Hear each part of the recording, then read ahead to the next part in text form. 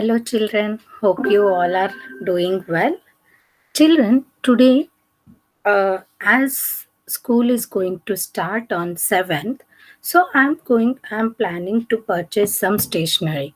Hope you all are also planning to do so.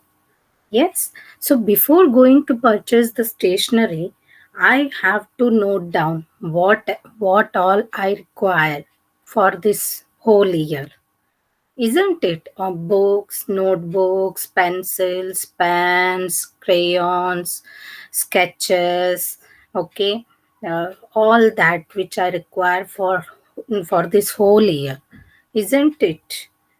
So before going before going to purchase, I want to make a note. So that's why I have to note down all the requirements, all the information that I need. So that is nothing but data handling. So today we are going to learn about data handling. Okay, children? So let us see what is data handling. Yes, so we are going to learn about data handling. So, what is data? Data is information. It can be in the form of numbers, words, pictures, digits. It provides us with the facts. So, what is data? It is the information. It can be in numbers, words, pictures, or digits. By organizing this information in different ways, we can make it easier to read and answer questions and solve the problems.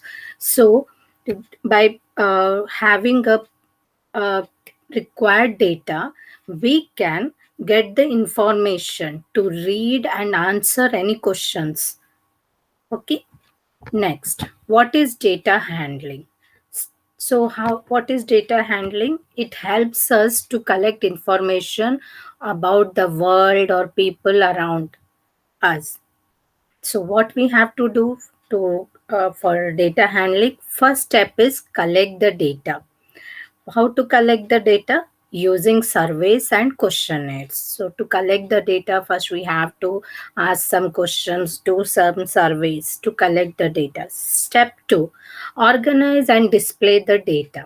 To use the data, not only asking the questions, whatever answers we get, we have to jot down on a piece of paper or in a table or making a list. Example, using lists, charts, graphs, and diagrams. Whatever we get, we have to save it, we have to organize, then interpret the data, then using the data to answer the questions. Okay. Let's see how to represent. Next is representation of data using list. So this is the data of different color of cars. So here are the names of the cars and how many numbers do we have for that particular. So for example, red car, there are 16 red cars, green color 12, blue color 5. So in this way we can make a list. This is a representation of data using list. Next is pictograph. What is a pictograph? A pictograph represents data using pictures or symbols. Okay. So even whatever information or data we have collected, that can be represented using a pictograph.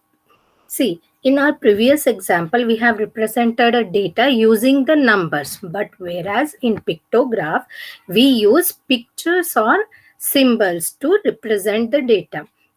So this is a pictograph for number of flowers for each month. So can you see here in January month there are 6 flowers. Okay, but in spite of writing 6, they have represented using the pictures of flowers. Next, we'll learn about parts of a pictograph. So, pictograph's parts of a pictographs are: first is a title. What does that pictograph belongs to? For example, here is dogs in dog show. Next is categories. Categories is nothing but the kind of dogs in that show. Next is key. See, here in pictograph, we are representing the data using the pictures. So, What does each picture represents? The value of each picture. And next is data. So these are the parts of a pictograph. Let us see some examples. Example, number of children absent. So this is a pictograph. Using this pictograph, we can answer some questions. So this is a pictograph of number of children absent for a class for that week. For example, this is the title, this is the categories, and this is the data. Okay, and this is the key. So each smiley in this pictograph, the value of each smiley is one child. So on Monday we have 4 smileys. So on Monday, how many children were absent? 4. So using the key, we can count the data. So let's, using this pictograph, let's see whether we'll get the answers or not. What is the title of the graph? So what is the title of the graph? Number of children absent. So this is the title of the graph. Second, how many children were absent on Monday? So let's see Monday. How many smileys are there? 1, 2, 3, 4. And each smiley has, what is the value of each smiley? 1.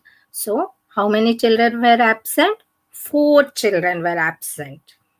Which day 3 children were absent? So 3 children, which day? Where are 3 smileys? Yes. So the 3 children were absent on which day, children? Tuesday. Fourth question.